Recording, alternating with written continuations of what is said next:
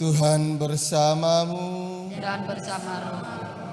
Inilah Injil suci menurut Yohanes. Dimuliakanlah Tuhan.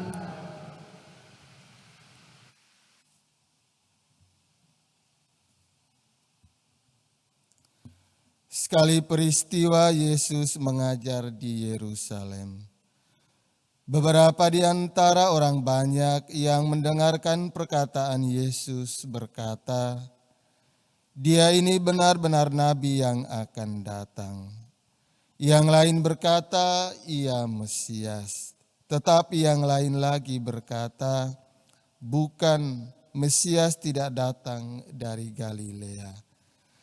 Karena kitab suci mengatakan bahwa Mesias berasal dari keturunan Daud dan dari kampung Betlehem, tempat Daud dahulu tinggal. Maka timbullah pertentangan di antara orang banyak karena Yesus. Beberapa orang di antara mereka mau menangkap dia, tetapi tidak ada seorang pun yang berani menyentuhnya.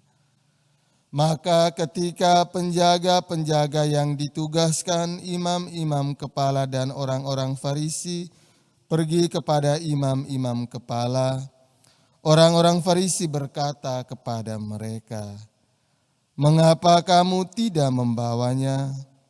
Jawab penjaga-penjaga itu, "Belum pernah seorang manusia berkata seperti orang itu." Jawab orang Farisi itu kepada mereka, "Adakah kamu juga disesatkan? Adakah seorang di antara pemimpin-pemimpin yang percaya kepadanya? Atau seorang di antara orang-orang Farisi? Orang banyak itu tidak mengenal hukum Taurat." Terkutuklah mereka.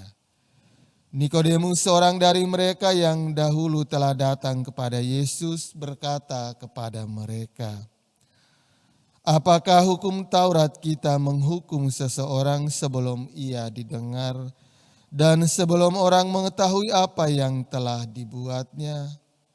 Jawab mereka, "Apakah engkau juga orang Galilea? Selidikilah kitab suci dan engkau akan tahu bahwa tidak ada nabi yang datang dari Galilea." Lalu mereka pulang masing-masing ke rumahnya. Demikianlah sabda Tuhan. Terpujilah Kristus.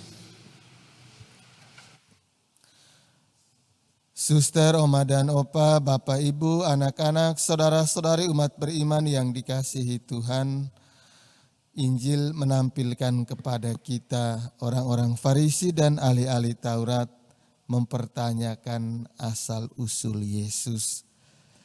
Kalau dalam Injil kemarin kita ingat bahwa pekerjaan-pekerjaan yang dilakukan Yesus itu mau memberi kesaksian bahwa ia berasal dari Bapa dan kita tidak perlu mempertanyakan lagi asal-usul Yesus.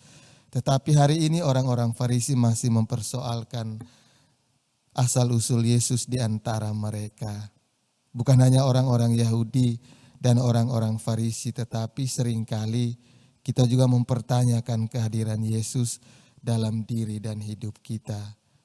Itu menunjukkan bahwa terkadang kita meragukan bantuan dan pertolongan Yesus di dalam hidup kita masing-masing. Keraguan itu muncul ketika kita memaksakan keinginan kita kepada Yesus, belajar memahami kehendak dan melakukannya di hidup kita, tetapi justru kita memaksakan keinginan kita kepada Yesus. Dengan demikian, ketika keinginan tidak terkabul, kita mulai meragukan dan mempertanyakan pertolongan Yesus dalam diri dan hidup kita. Begitu banyak pekerjaan luar biasa yang Yesus lakukan dalam diri dan hidup kita dan juga di dalam kitab suci. Maka hal-hal itu seharusnya mengokohkan iman kita untuk percaya kepada Yesus dan tidak lagi mempertanyakan kehadiran dan pertolongan Yesus.